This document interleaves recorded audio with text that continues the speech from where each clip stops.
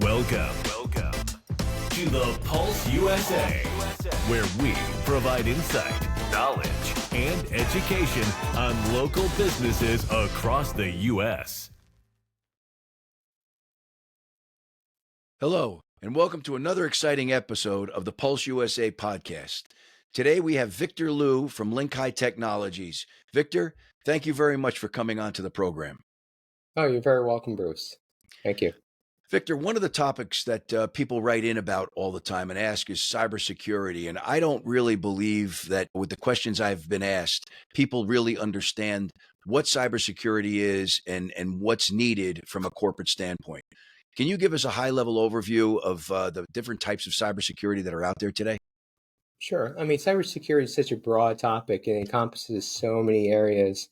There's three main ones. There's network security, there's cloud security, there's endpoint security. Endpoint security is really like your laptop, your computer, your iPad, your device that you're working on. Okay. And what are the steps to get started with a new client? Well, I think our approach is a little different from most IT companies. So most IT companies, and not all, sell you a collection of security tools. And they're great tools, but they're really addressing single issues, right? Your emails, your desktop security, your server security. What we like to do is we take a different approach. We start with an assessment. Everything we do starts with an assessment, and our assessments are based on a framework. And we use the NIST 800-171 framework. NIST is a government agency. I think the NIST framework is an industry standard. So if you mention that in cyber insurance to your vendors, everyone knows what that is, right? So the assessment, it's really like going to the doctor and they take a holistic view of your whole body, right? Not just like one pain point. So the first thing we do is we have to identify where all your information is, right? Essentially, we're protecting your data, but we have to know where your data is. It could be on your PCs, could be on your devices, could be in the cloud now, could be on your servers. And then we really have to work with you to prioritize the sensitivity of the data. Some data could be for public consumption, like standard HR forms, and other data like payroll, highly confidential, right? Or your customer. Imagine if you're a doctor, the medical records are confidential information that you have to protect. Right? 100%. Yeah. HIPAA compliance too. HIPAA compliance for your own personal liability. Right. Once you identify where the information and how important each one is, then we can implement controls to protect the information. And after that, we'll teach you, the client, how to secure that and use that information securely. Never email date of birth, social security numbers without encrypting it. Everything should be encryption. You can't just email sensitive information because hackers can intercept your emails. And when you say encryption, do you also tell them which programs for encryption are the best or the safest? So we set it up so it's you don't really have to think about it. So we do it by policies. Okay. So whenever you send something, and we use the Microsoft products, we create a policy so it automatically looks for something that looks like a date of birth, social security number, a bank account number. So once it sees that, it's automatically going to encrypt. I'm sure everyone is receiving an encrypted email, right? You do a mortgage. The bank sends you a little link. You got to click on it, type a username and password to open the data. Right? So that's automatic by policy. And then we also put a catch-all just in case you think it's important, but Microsoft might not know what it is. You can type the word encrypt in the body of the email, and it becomes encrypted to the recipient as well. So it's all automated. Automated. We try to make it as much automation because it's very easy to forget. You type a quick email, hit send, and you're like, oops, oh no, right? And it's too late. It's already out there. Gotcha. Okay. Interesting. So in your assessment, what is the time frame for that assessment to take place? So it depends on the amount of data and how sensitive the data is. It could be, 2 weeks to a month. And it's really the data and the importance of the data. After that, then we get to the technical aspects. We're going to scan your systems for vulnerabilities. We're going to document those vulnerabilities. Then we'll come up with a remediation plan. Remediation plan could be as easy as, your software or your devices haven't been updated in quite a while. Okay. Or it could be a little harder. So one of our newest clients had a lot of devices for their manufacturing plant. that were end of life. Those devices haven't been made in 20 years. There's no patches for that. So you can't just tell the client to throw them out. It's a multi-million No. dollar investment. So what we do is something called segment the network.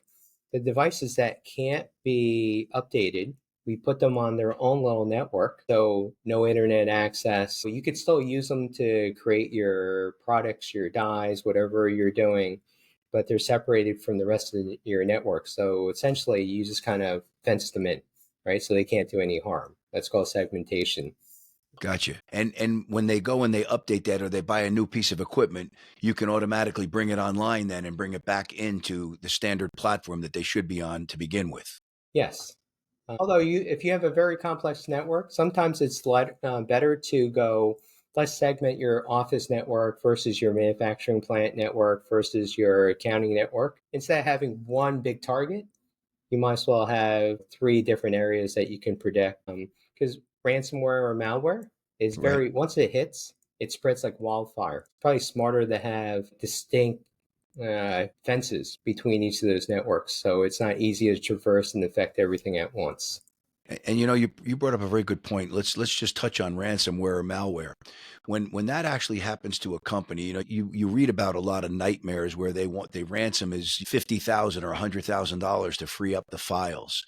Is there any technology today that can free up those files without paying that ransom? Is there any way around it, or are they pretty much stuck and have to pay that?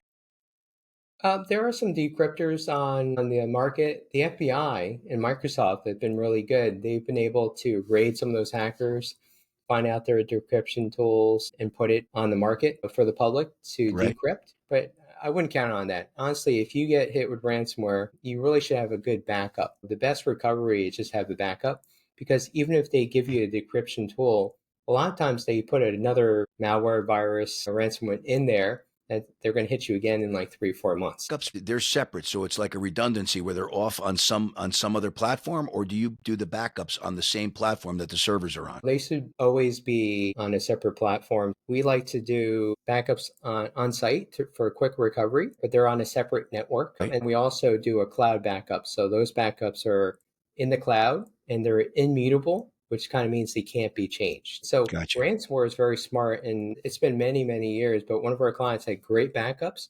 The ransomware looks for backups locally and encrypts that first. So they're pretty smart. They'll look for the Right. backups. It's like a Right. burglar. The first thing they do when they break in is shut off the burglar alarm, take down your cameras, smash your DVR. Right. So the hackers are very smart. They try to cover all their bases that you can't recover, so you have to pay them. So everyone should have multiple backup destinations. In-house is fine, but you should really have it in the cloud.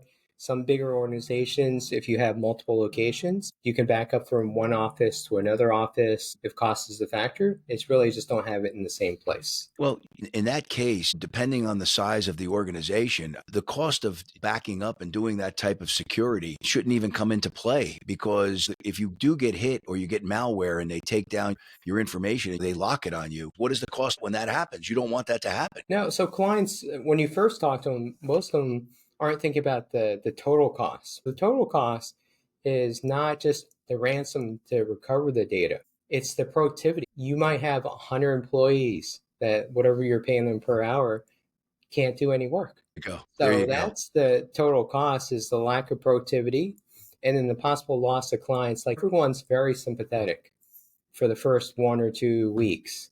And Right. then after 2, 3 weeks, they're like, if you can't service me, love you guys, but we're going to have to go somewhere else. And then they 100%. may never come back. Does Yes. cyber insurance cover that? If you were to lose a client, does it cover your employees if your employees can't work? Yes. If you have a good policy, it includes business interruption insurance. Understood. So they're going to ask you for true accounting. What's it cost to keep your employees paid per day, per week, per month? But it covers those hard costs. But the loss of business is also, you can get coverage for that. It's a little harder to prove. If you Right. could show history, we've always made 200,000 a month, and we made zero because our systems were down. I'm sure you can get a percentage of that back. More importantly, what happens if you lose a golden egg customer? You lose them because of what happened, and they said, "We're sorry, we can't wait any longer. We have to move on." Right. There's a value to lose that client. Losing one client is too, but losing your reputation. Then they're like, love you guys. But if you lose their confidential data, like your medical records, or you lose my important data, they're probably not coming back, right? Nope. You may be compensated by insurance, but the total opportunity cost is gone. Victor, this was a lot of great information. How do people get in touch with you if they want to ask you any cybersecurity questions? You can contact me, Victor, at linkhigh.com, linkhigh.com. We're happy to talk to anyone, and we're offering for qualified prospects a security assessment as well. Victor, thank you so much, and thank you for coming on the Pulse USA podcast, and I hope to have you on again soon with more information on IT and cybersecurity. All right? Thank you very much. You're welcome. Take care.